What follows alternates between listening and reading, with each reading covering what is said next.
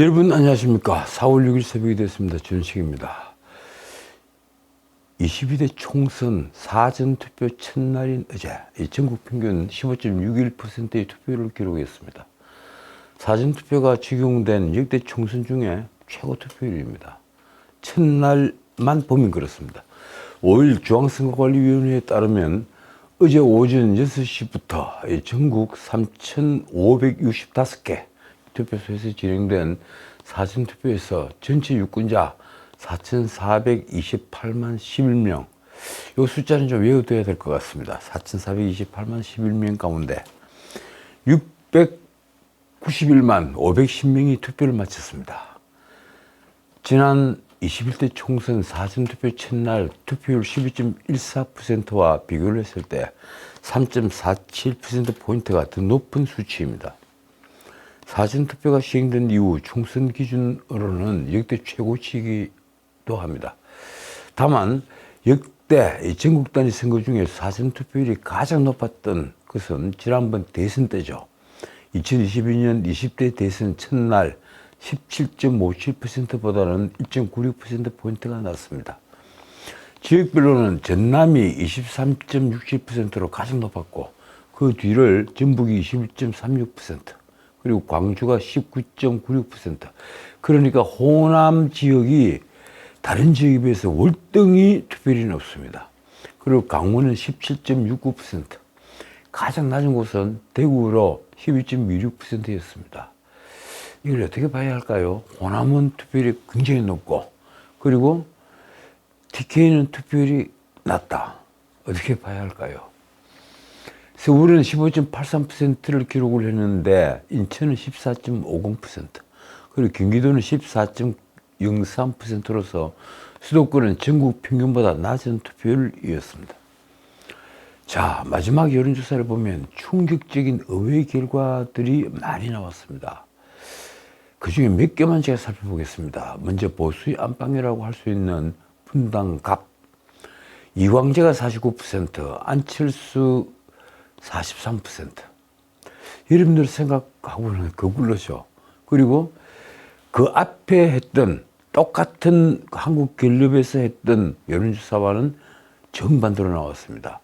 중앙일보가 한국갤럽에 의뢰해서 성남 분당갑 유권자 501명을 대상으로 지난 2일부터 3일까지 실시한 무슨 면접 지지도 조사입니다. 두 후보 간 격차 6%포인트는 물론 오차범위 아닙니다. 오차범위 아니면 사실 우위를 가릴 수 없다, 이렇게 표현을 해야 되는 것이 정상인데, 그렇더라도 오차범위 아니더라도 차이는 있으니까 제가 순서를 말씀드리는 겁니다. 분당갑은 아까 말씀드린 대로 3월 12일과 13일 실시를 했던 중앙일보 갤럽 여론조사에서는 D-30, 선거 30일 전 여론조사 때에는 오차범위 내 접전이었지만 안철수가 46%, 그리고 이광재가 40%였습니다. 안철수가 6%포인트가 높았습니다. 그 사이 어떤 일이 있었을까요? 유호정 개혁신당 후보의 사퇴 변수가 있긴 있었습니다. 하지만 그게 큰 영향을 미치지 못했겠죠. 그런데 말씀드린 대로 오차범위 아니라 해도 1, 2위 순서가 바뀐 겁니다. 다 계산하면 한 10%포인트가 이동을 해버린 겁니다. 14대 이후 단 한 번 20대를 제외하고 줄곧 보수 정당이 이겼던 이곳이 정치 지형이 바뀌는 걸까요? 제가 보기엔 이렇습니다.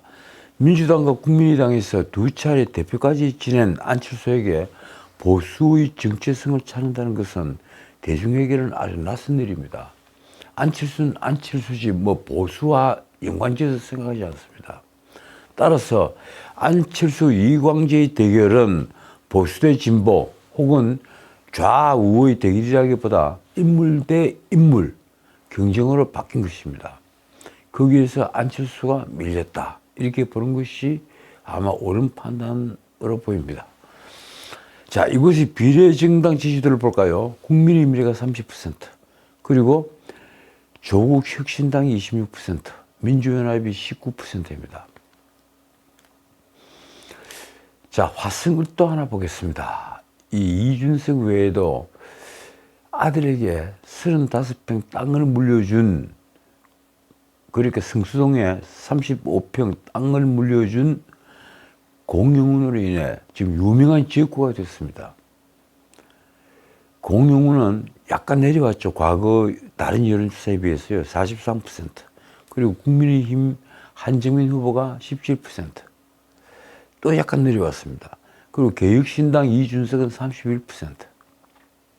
조금 올랐습니다. 이준석은 열심히 지금 쫓아가고 있는데 아직 갈 길은 너무 멀어 보입니다. 지금 9%포인트의 차이가 나는데요. 이걸 뒤집을 가능성은 제가 보기에는 거의 없다고 보입니다. 이 지역은 주민 평균 연령이 34.7세로 전국에서 가장 젊은 지역구입니다. 이준석은 이곳에서 2030에서 가장 많은 지지를 받고 있습니다. 언론은 이준석이 패배에 다시 정치지망생의 길을 걷게 되는 것을 은근히 기대하는 눈치입니다. 그래야 두고두고 화제가 될 터이니 말입니다. 이곳의 비례정당 지지도는 이렇습니다. 조국혁신당 28%, 민주연합 22%, 국민의 미래 20%. 이 조국혁신당이 높은 걸로 봐서 윤석열 정부에 대한 반감이 적지 않아 높다, 이렇게 볼 수 있는 지역입니다. 자, 분당을 역시 치열합니다. 이 분당갑 영향을 많이 받았다고 할까요? 이 분당을 또 지난 2일과 3일 한국갤럽이 한 조사인데 막판까지 안개 속 승부를 벌이는 중입니다. 문자 그대로 초실변입니다.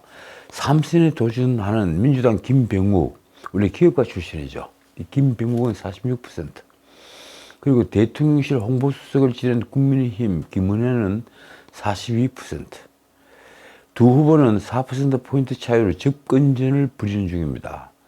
지지 여부와 관계없이 당선 가능성이 높은 사람은 누구냐, 이렇게 물으니까 이 김병욱이 44%, 그리고 김은혜 41%. 이쯤 되면 선거 결과는 신도 쉽게 맞출 수가 없습니다. 이 지역 비례정당 지지율은 국민의미래가 34%, 조국혁신당이 21%, 그리고 민주연합이 20% 순이었습니다. 조국혁신당과 민주연합을 다 합하면 41%가 되기 때문에 만약에 이대로 적용이 된다면 국민의미래는 파이가 커진 바람에 손해를 많이 보는 경우가 됩니다. 자, 이번에 신설된 경기 하남갑은 어떨까요? 역시 2일과 3일 한국갤럽이 조사했습니다. 6선에 도전하는 추미애와 지난 대선 때 윤석열 후보 수행실장을 지낸 이용이 맞붙었습니다. 두 사람 역시 오차범위 안에서 싸우고 있는 중입니다. 추미애가 46%, 이용이 43%. 언론은 지역 세대별로 뚜렷한 차이를 보였다고 보도했습니다. 먼저 지역별로는 덕풍동과 신장동이 있는 1군역은 이용이 48%, 그리고 추미애가 43%. 거기는 우파가 약간 이기고 있습니다. 그런데 김일동과 위례동, 초이동 등 2군역은 추미애가 49%, 이용이 37%. 전부 격차가 있게 추미애가 앞서고 있습니다. 아주 작은 지역이지만 이처럼 둘로 나눠봤을 때 지지율은 확연하게 다릅니다. 그리고 세대별로는 18살부터 29살까지, 그러니까 20세대, 그리고 50세대까지, 그러니까 20, 30, 40, 50까지는 추미애가 앞섭니다. 그리고 60, 70, 60대 이상은 이용이 우위였습니다. 이 지역의 비례정당 투표는 어떨까요? 국민의미래가 33%, 그리고 민주연합이 21%, 조국혁신당이 21%. 역시 민주연합과 조국혁신당을 다 합하면 42%가 됩니다. 그래서 국민의미래보다 훨씬 앞선다고 할 수 있습니다. 자, 이 문화일보는 정권 견제론이냐 지원론이냐, 이 여론조사를 했습니다. 이 여론조사도 어제까지가 마지막이고 다시는 더 공표하지 못합니다. 정권 지원론이냐 견제론이냐, 아주 근접전을 벌이고 있습니다. 정부 견제론이 47%, 그리고 국정 지원론은 46%. 사실 1%포인트가 차이가 나지만은 거의 차이가 없다고 봐야 합니다. 문화일보는 전국적으로 50여 곳이 박빙 지역으로 분류된다며 이렇게 보도를 했습니다. 수도권이 초격전지 25곳. 여기의 결과에 따라 전체 총선 승패도 판가름 날 전망이다. 이 수도권 외에도 이 초격전지가 한 25곳이 있습니다. 특히 낙동강 전선에도 이 초격전지들이 있습니다. 그런데 문화일보는 바로 수도권의 초격전지 25곳, 이 승패에 따라서 여기서 바꾸 말하면 여기서 국민의힘이 얼마나 더 수복을 하느냐, 과거 다 빼앗겼던 것을 얼마나 더 찾아오느냐, 여기에 따라서 승부가 판가름 난다. 이렇게 설명을 하고 있는 겁니다. 자, 한동훈은 어제 오전 9시에 이화여대앞 신천동 사전투표소에서 국민의 미래 비례대표 후보들과 함께 사전투표를 했습니다. 한동훈은 투표를 마치고 기자들에게 이번 선거를 이렇게 정의했습니다. 이거 아주 중요한 말입니다. 자기의 죄를 방어하겠다는 사람들과 법을 지키며 선량하게 살아온 사람들 사이의 대결이다. 재밌는 표현이죠. 죄 지은 사람과 그리고 선량한 사람의 대결이다. 이렇게도 말을 할 수가 있습니다. 말하자면 범죄인 연대 조직과의 싸움이라는 프레임을 건 것입니다. 여당과는 달리 야당은 지금 범죄인 연대다. 그럴 수밖에 없는 것이 이재명의 사법 리스크, 거기 민주당이 안고 있는 아주 원초적 그 한계입니다. 거기다가 조국 혁신당만 하더라도 실형을 선고받은 사람들이 이미 2사람이나 있죠.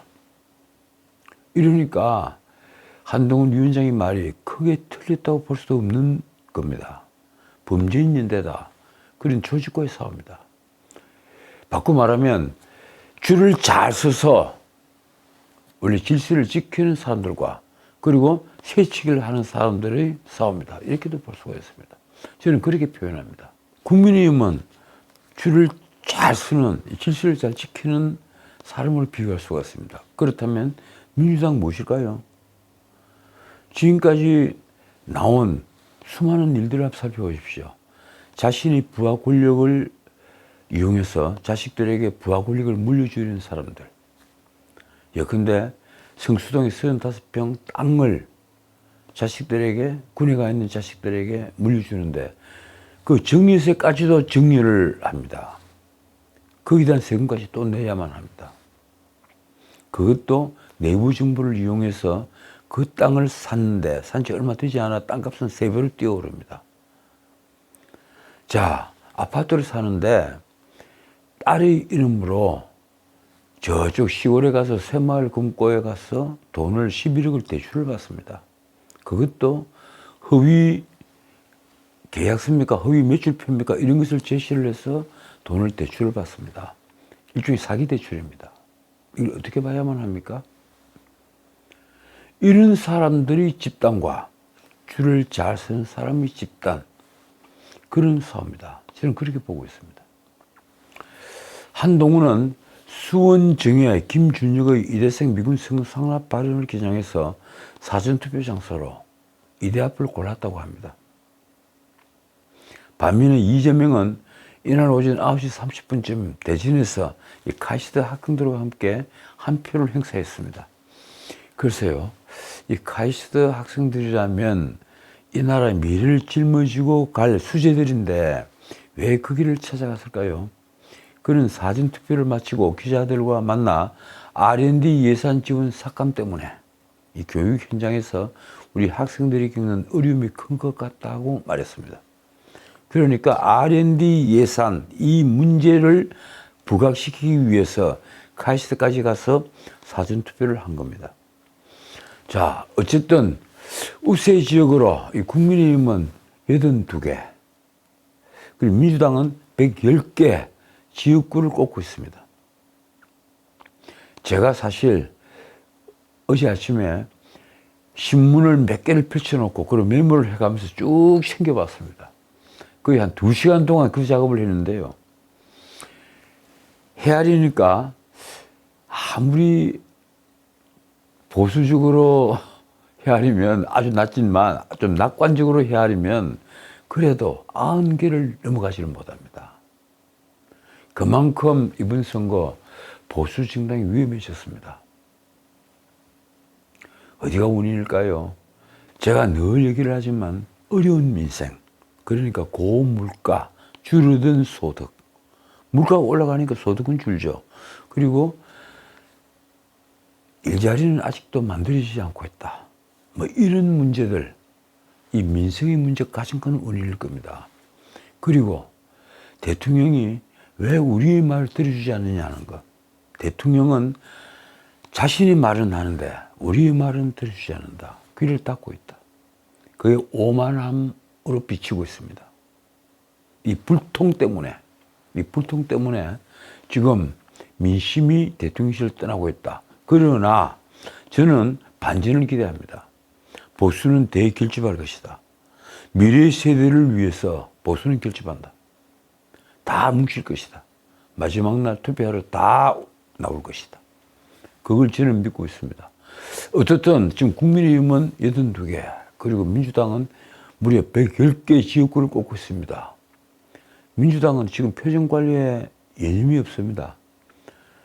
속으로는 151석을 차지하는 것은 당연한 것이고, 결국 범야권이 다 합하면 180석을 넘어 어쩌면 200석, 꿈에 그리던 200석이 가능하다. 그렇게 되면 마음 놓고 개헌도 할 것이고, 그리고 원하는 모든 것을 할 수 있다. 윤석열 대통령은 문자 그대로 허수아비가 된다. 거부권도 행사할 수가 없다. 이런 계산을 하고 있습니다. 어떻든 분명한 것은 현재 민주당이 앞서고 있다는 것입니다. 이재명이 사당화로 인해 공천 파동까지 서는데, 그래서 막 당을 탈당을 하고 새로운 미래니 뭐니 하고 다른 정당들이 막 만들어지고 했는데 왜 이런 일이 벌어진 걸까요? 이게 바로 민주당의 야성입니다. 들꽃 근성이라는 거예요. 싸울 줄 아는 근성. 그들은 끈질긴 생명과 함께 싸울 줄 압니다.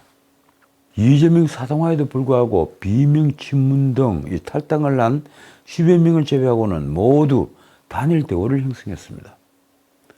강경파로 불리죠. 임종석도 주저앉았습니다. 그리고 박용진도 탈당하지 않고 끝까지 버텼습니다.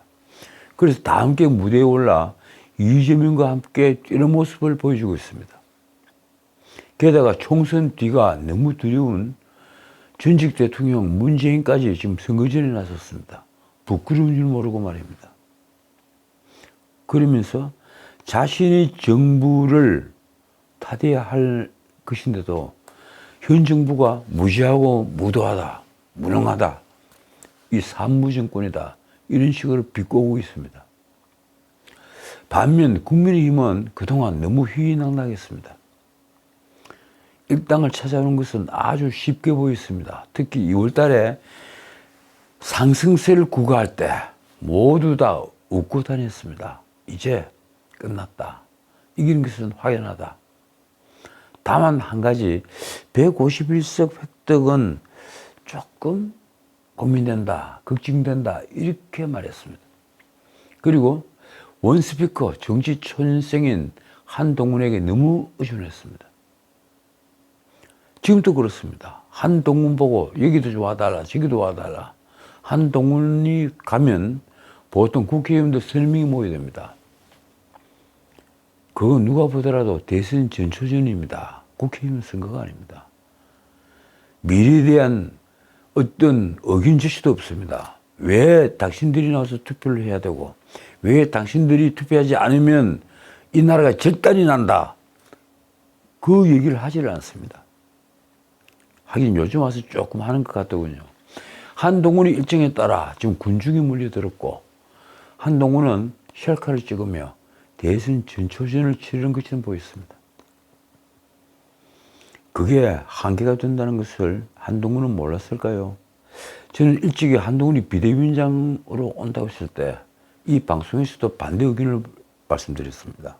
선대위원장을 하시지 왜 보수정당의 재산인 그를 망가뜨려야 하느냐. 결국 우려하던 일들이 벌어지고 있는 겁니다.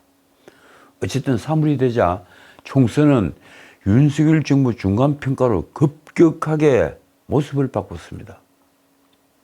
그동안 여론조사에서 윤 대통령 국정수행에 대한 부정평가의 첫 번째 원인은 변함없이 민생경제였습니다. 갤럽의 경우를 보면요, 거의 적게는 22%, 많게는 26%가 민생경제입니다. 부정평가 원인 1위가 바로 민생경제, 그리고 2위가 독선적이다, 독단적이다. 쉽게 말하면 불통이다는 얘기입니다. 이 민생경제 다른 게 아닙니다. 고금리, 고환율, 고금리 중에 가장 중요한 것은 바로 고물가였습니다. 고물가가 윤석열 정부의 발을 걸고 있었던 셈입니다. 게다가 어정갈등, 이게 생각지 않은 변수입니다. 총선 최대 변수로 떠올랐습니다. 제가 이 방송에서 수차례 언급을 했지만 도대체 누가 윤석열 대통령에게 의대 정원 2,000명 확대라는 폭탄을 던질 것을 주문을 한 걸까요? 이거 폭탄 던져 놓으면 지지도가 확 올라갑니다. 우리 국민들, 의사들이 밥그릇 싸움 전부 다 반대합니다. 그러니까 의사 숫자 확 늘리자 이러면 다들 윤 대통령이 잘한다고 박수를 치고 환호를 지를 겁니다. 정말 그렇게 생각한 겁니까? 그럴 정도의 판단으로 어떻게 국정을 운영하는가요? 도무지 이해할 수 없는 패착입니다. 어떻든 이 어정 갈등, 의대 정원 2,000명 확대 문제, 여기에 대해서 윤 대통령이 조금이라도 다시 제고할 수 있다, 이 한마디라도 난 해 주실 것을 정말 간절하게 부탁드리는 것입니다. 자, 어쨌든 40 총선 사전투표가 시작된 5일 어제 윤 대통령은 졸지에 이 격전지로 바뀐 부산을 찾았습니다. 대통령실은 부산항 신항 7부두 개장식과 그리고 식목일 행사, 부산대병원 간담회 참석을 위해서라고 설명을 했습니다. 사실 7부두 개장식이라고 해야 합니까? 개항식으로 해야 합니까? 이 7부두를 개장하는 일은요, 굉장히 중요한 일입니다. 그건 대통령이 참석할 만한 행사입니다. 그런데도 야당은 선거 개입이라고 맹비난했습니다. 그도 그럴 것이 윤 대통령은 오전 부산항 신항 7부두 개장식 참석에 앞서 다른 일을 하나 했죠. 그게 뭔가 하면 부산 강서구 행정복지센터에서 사전투표를 한 것입니다. 뭐 서울에 올라와서 오늘 해도 될 일을 부산에 간 김에 부산에서 사전투표를 한 겁니다. 국민의힘의 상징색인 빨간색, 붉은색 넥타이도 맸습니다. 그리고 보니 대통령이 집무 실린 건 사전투표소가 아닌 지방의 투표소를 찾은 것은 이번이 처음입니다. 2018년 지방선거 때 역대 대통령 중에 처음으로 사전투표를 했던 문재인은 이후에도 3번의 사전투표를 했는데 모두 청와대 인근 삼청동 주민센터에서 했습니다. 대통령실은 사전투표는 윤 대통령의 공식 일정과 맞물렸을 뿐이라고 해명을 했습니다. 그러나 신현영 민주당 선대위 대변인은 이렇게 말했습니다. 윤 대통령이 격전지 부산에 직접 내려가 사전투표를 했다. 선거 개입의 신기운을 열었다. 지지자 결집을 위한 관권 선거다. 글쎄요, 사전투표를 한다고 해서 관권 선거라는 표현까지 할 수가 있는 겁니까? 윤 대통령은 부산대병원을 찾아 의료 현장을 점검하고 병문 신설 등 전폭적인 지원을 약속했습니다. 전날 박단 대한전공의협의회 비대위원장과 140분간, 그러니까 2시간 20분간이나 면담을 한 데 이어서 이틀째 의료계와의 소통에 나선 것입니다. 윤 대통령은 의료진과의 간담회에서 이렇게 말했습니다. 부산대 권역외상센터는 국내 최고 수준의 실력을 갖춘 곳으로 수도권과 비수도권의 의료 서비스 접근권의 격차 등을 해소하기 위한 공정성 확보가 중요하다. 윤 대통령은 정상훈 부산대 병원장이 공간이 부족하다고 하자 신축 병동에 대한 전폭적인 예산을 지원하겠다고 약속했습니다. 부산대 병원의 근육외상센터는 전국에서 제일 큰 곳이죠. 지난 1월 이재명이 가덕도에서 비습을 당한 뒤에 응급처치를 받은 곳입니다. 이재명은 그 뒤에 소방 헬기를 타고 서울대 병원으로 옮겨가 봉합수술을 받아 부산 경남 지역에 걷잡을 수 없는 반발을 불렀습니다. 그랬을까요? 김수경 대통령실 대변인은 이날 부산대병원 방문 관련 서면 브리핑에서 이렇게 말했습니다. 윤 대통령은 그동안 환자들이 부산대병원 근육외상센터 같은 지역의 최고 병원을 외면한 채 무작정 서울의 대형 병원을 찾아 지역 의료의 어려움이 더 심각해지고 있다고 지적해왔다. 그러면서 보기 드문 칭송까지 했습니다. 부산대병원 근육외상센터는 총 17개의 전국 근육외상센터 중에서도 최고다. 실제 평점을 계속 그렇게 받아왔다고 합니다. 이 민주당 선대위 관계자는 다시 이렇게 말했습니다. 대통령실이 선거를 앞두고 정말 막다른 골목에 다다른 것 같아 안타깝다. 어쨌든 대통령실은 전공의 등 의료계와 대화에 적극적으로 나서 의정 갈등을 조속히 해결하겠다는 입장입니다. 이 대통령실은 박단 위원장의 윤 대통령과의 회동 뒤 페이스북에 대한민국 의료의 미래는 없다라는 글을 남긴 것과 관련해서 이렇게 말했습니다. 의대 정원 확대에 있어 전공의의 의사를 존중할 것이다. 자, 오늘 여기까지입니다. 마치기 전 뉴스가 하나 있습니다. 직접 나선 천공이라는 제목의 뉴스입니다. 역술인 천공, 본인은 역술인이라는 것을 아니라고 하지만 그래도 신문은 역술인 천공으로 씁니다. 이분이 본명이 이천공이더군요. 이 이천공이 의대 정원 2,000명 정책이 자신의 이름 때문이라는 음모론에 가까운 의혹에 대해 직접 반박했습니다. 천공은 윤 대통령 부부와의 과거 인연 때문에 세간의 입에 오르내렸던 인물이죠. 그런데 온라인 커뮤니티에 의대 정원 규모인 2,000명이라는 숫자가 바로 이 사람의 이름 이천공에서 나왔다는 음모론이 떠돌았습니다. 오해가 확산을 하자 천공이 직접 입을 연 것입니다. 천공이 말이 이렇습니다. 2,000명을 정원한다고 이천공을 거기 갖다 대는 무식한 사람들이 어디 있나. 내게 무속 프레임, 역술인 프레임을 씌우려는 것이다. 그러고 보니 이 정치를 몰라도 너무 모르는 대통령실의 비서들이 문제를 계속 일으키고 있습니다. 제가 보기엔 그렇습니다. 정치를 아는 사람들이 정치를 해도 늘 피곤할 텐데 말입니다. 지금까지 전우식이었습니다.